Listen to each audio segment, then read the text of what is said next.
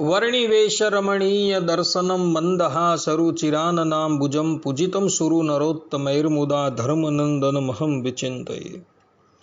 असतो मा षड्गमय तमसो मा ज्योतिर्गमय मृत्युर्मा अमृतं गमय। ओम शांति शांति शांति। अस्मद्गुरु समारंभां नाथयामून मध्यमां लक्ष्मीवल्लभ पर्यंतां वंदे गुरु परंपरा। આજની જ્ઞાન સભાની અંદર પધારનારા બધા જ ભગવદ્ ભક્તોને વેદાંતાચાર્ય પુરાણ ઇતિહાસાચાર્ય એમએ ફિલોસોફી શાસ્ત્રી રાકેશભાઈના હિતપૂર્વક જય સ્વામિનારાયણ। ભક્તો, આજની આ જ્ઞાન સભાની અંદર આપણે બધા લસણ, કાંદા અને હિંગની ઉત્પત્તિ કેવી રીતના થઈ તથા એ અભક્ષ્ય કેમ છે એ સંબંધી આપણે વિચાર કરવાનો છે। સર્વપ્રથમ આપણે લસણ કાંદાની ઉત્પત્તિ અને હિંગની ઉત્પત્તિ કેવી રીતના થઈ એની કથા આપણે શ્રવણ કરીએ તો વાયુ પુરાણના ઉત્તરાર્ધની અંદર 16મા અધ્યાયની અંદર એક કથા આવે છે। કથા એવી છે કે પહેલાના વખતની અંદર દેવો અને દાનવો વચ્ચે કોઈક નિમિત્તે યુદ્ધ છેડાયું હતું અને તે વખતે દાનવો જે છે એ યુદ્ધ હારી ગયા હતા। એ યુદ્ધની અંદર દેવો વડે જીતાયેલા બલિરાજાના શરીરના ઘાના છિદ્રમાંથી ફરકતા લોહીના કેટલાક બિંદુઓ જે છે એ ધરતી પર પડ્યા અને એ જ લસણ, કાંદા અને હિંગના રૂપની અંદર પ્રગટ થઈ ગયા હતા। ભક્તો, આ કથા જે છે એ વાયુ પુરાણના ઉત્તરાર્ધના અધ્યાય 16ની અંદર આવેલી છે। જે વ્યક્તિએ જોવું હોય તો એ વાયુ પુરાણ જે છે તેનો 11મો શ્લોક, 12મો શ્લોક, 13મો શ્લોક અને 14મો શ્લોક જે છે એ જોઈ લે। તેમાં આ વાત લખેલી છે। બીજી પણ એક કથા જે છે લસણ કાંદા પર મહાત્માઓ જે છે એ કહે છે। વાત એવી હતી કે જ્યારે દેવો અને દાનવો ભેગા મળી સમુદ્ર મંથન કરતા હતા અને એ સમુદ્રમાંથી જ્યારે અમૃત પ્રગટ થાય છે ત્યારે દાનવો જે છે એ અમૃત લઈને પલાયન થઈ જાય છે। તે વખતે ભગવાન શ્રીમદ નારાયણ મોહિની રૂપ ધારણ કરી દાનવોને મોહિત કરી અમૃતનો કળશ જે છે એ લોકો પાસેથી લઈ લે છે અને ભગવાન શ્રીમદ નારાયણ દેવોને અમૃત પીવડાવવા માંડે છે। એ સમયે દાનવ શ્રેષ્ઠ રાહુ જે છે એ મોહિની નારાયણનું આ છલ કપટ જે છે એ જાણી જાય છે। એટલે એ દેવતાઓનું રૂપ ધારણ કરી સૂર્ય અને ચંદ્રના મધ્યમાં આવીને બિરાજમાન થઈ જાય છે। મોહિની નારાયણ અમૃતપાન કરાવતા કરાવતા સૂર્યદેવની પાસે આવે છે અને સૂર્યદેવને અમૃત પીવડાવે છે અને ત્યારબાદ રાહુને પણ ભગવાન શ્રીમદ નારાયણ અમૃત પીવડાવે છે। ભગવાન શ્રીમદ નારાયણ સર્વજ્ઞ છે, બધું જાણે છે, કારણ કે એ રાહુના અંતર્યામી પણ રહ્યા છે। ભગવાન શ્રીમદ નારાયણ પંક્તિ ભેદ કરતા નથી, પરંતુ તે વખતે સૂર્ય અને ચંદ્ર રાહુનો બધો ભેદ જે છે એ ખોલી દે છે અને ભગવાનને કહે છે કે પ્રભુ, જેને તમે અમૃતપાન કરાવી રહ્યા છો એ કોઈ અવર નથી, પરંતુ એ રાહુ નામનો દૈત્ય છે। સૂર્ય અને ચંદ્ર આ પ્રમાણે કહે છે એટલે શ્રીમદ નારાયણ પોતાનું સુદર્શન ચક્ર ચલવે છે અને રાહુ દૈત્યનું શિરોચ્છેદ જે છે એ કરી નાખે છે। પરંતુ અમૃતપાન કરી લીધું હોવાથી રાહુ દૈત્યના 2 ભાગ થઈ જાય છે। એનું મસ્તક જે છે એ રાહુ રહે છે અને એનું ધડ જે છે એ કેતુ રહે છે। રાહુ દૈત્યને ભગવાન શ્રીમદ નારાયણે સુદર્શન ચક્રથી મોતને ઘાટ ઉતાર્યો ત્યારે રાહુ દૈત્યના મુખની અંદર જે અમૃત હતું ને એ અમૃતનો ગુતળો જે છે એ બહાર ફેંકી દે છે, અર્થાત કે એની ઉલટી કરી દે છે અને શ્રીમદ નારાયણના ચક્રથી રાહુની જે અન્નનળી જે છે એ કપાઈ જાય છે અને એ ધરતી પર પડે છે.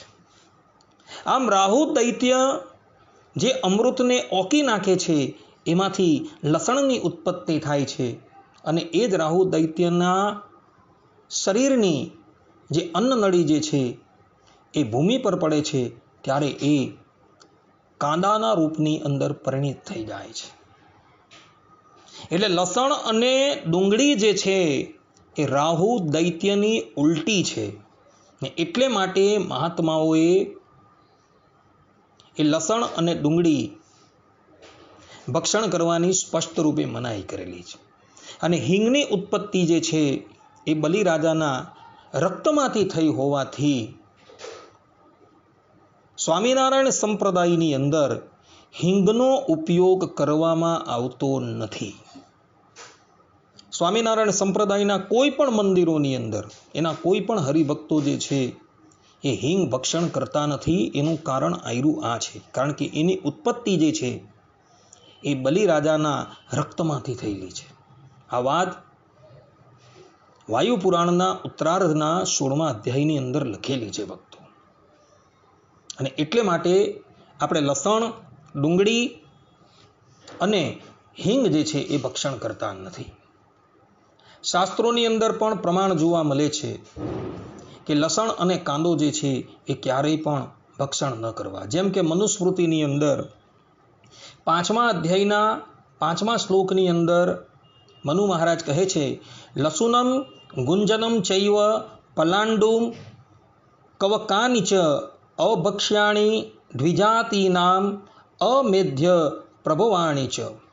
તથા ભવિષ્ય પુરાણના બ્રહ્મખંડના 186મા અધ્યાયના 22મા શ્લોકની અંદર પણ એવું જ લખેલું છે, લસુનમ ગુંજનમ ચૈવ પલાંડુમ કવકાનિચ વાર્તાકમ નાલિકેરમ તુ મૂલકમ જાતિ દુષ્ટકમ.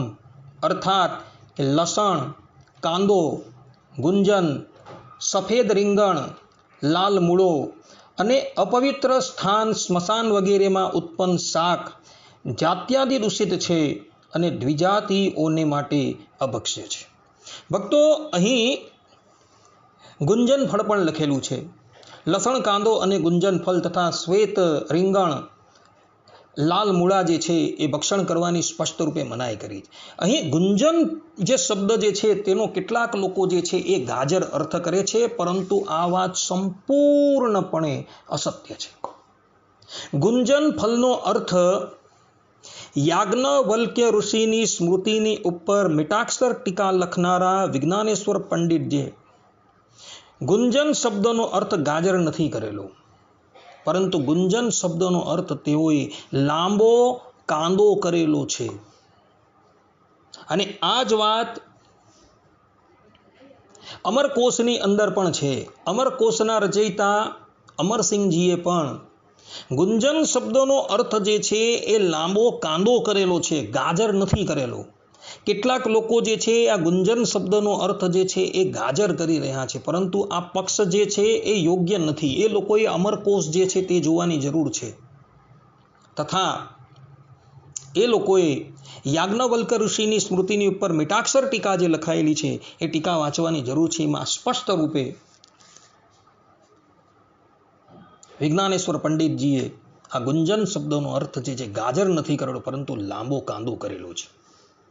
એટલે લસણ છે, કાંદો છે, લાંબો કાંદો, લીલો કાંદો છે, તે સફેદ રીંગણ છે, લાલ મૂળા છે, અને અપવિત્ર સ્થાનની અંદર પ્રગટ થયેલા જાતિથી દુષ્ટ એવા શાકભાજી જે છે એ દ્વિજ લોકોએ ક્યારેય પણ ભક્ષણ ન કરવા. દ્વિજની સાથે શુદ્ર વ્યક્તિએ પણ એ શાકભાજી જે છે એ ક્યારેય પણ ભક્ષણ ન કરવા, એવું અહીં મનુ મહારાજ તથા ભવિષ્ય પુરાણના રચયિતા ભગવાન વેદવ્યાસજી કહી રહ્યા છે. ભક્તો, શાસ્ત્રોની અંદર આ લસણ છે, કાંદો છે, એ અજાણતાથી જો ભક્ષણ થઈ જાય અને જાણી જોઈને ભક્ષણ થઈ જાય તો એના બહુ મોટા મોટા પ્રાયશ્ચિતો જે છે એ બતલાવવામાં આવેલા છે. જેમ કે દેવગુરુ બૃહસ્પતિજી પ્રાયશ્ચિત કાંડની અંદર કહે છે, લસુનમ કવકમ ચૈવ પલાંડુમ ગુંજનમ તથા ચત્વાર યજ્ઞાનતો જગ્દ્યવા તપ્ત કૃચ્છમ ચરે દ્વિજ. અર્થાત કે લસણ, કવક, ડુંગળી અને ગુંજન આ 4 વસ્તુ અજાણતામાં ભક્ષણ થઈ ગઈ હોય તો તેના પ્રાયશ્ચિતમાં તપ્ત કૃચ્છ વ્રત કરવું. કહેવાનું તાત્પર્ય એ છે કે અજાણતાથી પણ જો લસણ, કાંદો, ગુંજન ફળ ઇત્યાદિ ગ્રહણ કરાયું હોય તો એના પ્રાયશ્ચિત રૂપે તપ્ત કૃચ્છ વ્રત કરવું. હવે આ તપ્ત કૃચ્છ વ્રત કોને કહેવાય? તો એનું લક્ષણ આપતા ભગવાન સ્વામિનારાયણ સત્સંગી જીવનના 5મા પ્રકરણના અધ્યાય 47 17મા શ્લોકની અંદર કહે છે, ક્ષીરમ ઘૃતમ ચાંબુ તપ્તમ મિશ્રમેક દિનમ પિબેત ઉપવાસે દેક દિનમ તપ્ત કૃચ્છો અયમુચ્યતે. અર્થાત કે તપાવેલા દૂધ, ઘૃત એટલે કે ઘી અને જળને મિશ્રિત કરીને 1 દિવસ પીવું, પરદિને ઉપવાસ કરે, તે આ 2 દિવસ વડે સાધ્ય તપ્ત કૃચ્છ નામનું વ્રત કહ્યું છે. ભગવાન સ્વામિનારાયણ કહે છે કે તપાવેલું દૂધ, ઘી અને જળને મિશ્રિત કરી 1 દિવસ એનું પાન કરવું અને બીજે દિવસે ઉપવાસ કરવો. આ પ્રમાણે જે કરવું તેને તપ્ત કૃચ્છ વ્રત કહેવામાં આવે છે. તો અજાણતાથી લસણ અને કાંદો ભક્ષણ થઈ જાય તો આ તપ્ત કૃચ્છ વ્રત કરવું. ને આ જ પ્રાયશ્ચિત જે છે એ હિંગની અંદર પણ જાણી લેવું કે અજાણતાથી જો હિંગ ભક્ષણ થઈ જાય તો એવા વ્યક્તિએ તપ્ત કૃચ્છ વ્રત કરી એનું પ્રાયશ્ચિત કરવું. અને જો જાણી જઈને આ લસણ કે કાંદો જે છે એ ભક્ષણ થઈ જાય તો એની અંદર ચાંદ્રાયણ વ્રત જે કરવામાં આવે છે તો એ ચાંદ્રાયણ વ્રતની અંદર જે પ્રમાણે આપણે એકમને દિવસે 1 કોળિયો ગ્રહણ કરીએ છીએ, દ્વિતીયાને દિવસે 2 કોળિયા ગ્રહણ કરીએ છીએ, એ પ્રમાણે કરી 1 મહિનો પર્યંત આપણે ચાંદ્રાયણ વ્રત કરીએ છીએ. તો ભગવાન સ્વામિનારાયણ કહે છે અહીં કે જાણી જોઈને જો લસણ અને કાંદો ભક્ષણ થાય ને તો એણે અડધું ચાંદ્રાયણ વ્રત કરવું. એવું ભગવાન સ્વામિનારાયણ સત્સંગી જીવનની અંદર 5મા પ્રકરણના 44મા અધ્યાયની અંદર પોતે કહી રહ્યા છે. માટે ભક્તો, લસણ છે, કાંદો છે, હિંગ છે, જેની ઉત્પત્તિનો વિચાર કરજો અને પછી એને ત્યાગવાનો પ્રયાસ કરજો. કારણ કે એની ઉત્પત્તિ જે છે એ ઉત્પત્તિ એવી રીતના થઈ છે કે એ વસ્તુને જો તમે વિચારો ને તો પછી એના ભક્ષણથી નિવૃત્ત થઈ જાઓ. જે પ્રમાણે માંસનો આહાર આપણે વર્જ્ય છે તે જ પ્રમાણે લસણ છે, કાંદો છે, હિંગ છે, ગુંજન ફળ છે, એનો આહાર જે છે એ પણ વર્જ્ય છે. કોઈ વ્યક્તિ એમ કહે કે ઔષધ તરીકે એનો ઉપયોગ કરીએ તો એમાં દોષ ખરો, તો એને કહેવાનું કે હા દોષ ખરો. ઔષધ તરીકે પણ એનો ઉપયોગ ન કરી શકાય. એવું જરૂરી નથી કે ડુંગળી છે, લસણ છે, હિંગ છે, એને ઔષધ તરીકે પ્રયોગ કરવાથી જ મનુષ્ય સ્વસ્થ થઈ શકે છે, એવું કંઈ નથી. બીજી પણ એવી ઘણી ઔષધિઓ આવે છે, જે ઔષધિઓ રોગાદિકની અંદર ભક્ષણ કરવાથી મનુષ્ય જે છે સ્વસ્થ થઈ શકે છે. માટે ભક્તો, ઔષધ તરીકે પણ આ ડુંગળી છે, લસણ છે, હિંગ છે, એનો ક્યારેય પણ ઉપયોગ કરતા નહીં. ભગવાન સ્વામિનારાયણે પણ શિક્ષાપત્રીના 186મા શ્લોકની અંદર ડુંગળી અને લસણ ભક્ષણ કરવાની સ્પષ્ટ રૂપે મનાઈ કરેલી છે. પલાંડુ લસુનાદ્યમ ચ તેન ભક્ષ્યમ ન સર્વથા. અર્થાત કે ડુંગળી ને લસણ આદિ જે અભક્ષ્ય વસ્તુ તે બ્રાહ્મણ જાતિ હોય તેણે કોઈ પ્રકારે ન ખાવું. અહીં બ્રાહ્મણ જે છે એને કહેવાની સાથે સાથે બાકીના બધા જ વર્ણો જે છે એ લઈ લેવા. એ વાત અહીં શિક્ષાપત્રી અર્થદીપિકા ટીકાની અંદર સદગુરુ સતાનંદ સ્વામીએ કહેલી છે. માટે ભક્તો, લસણ છે, કાંદો છે, હિંગ છે અને ગુંજન ફળ છે,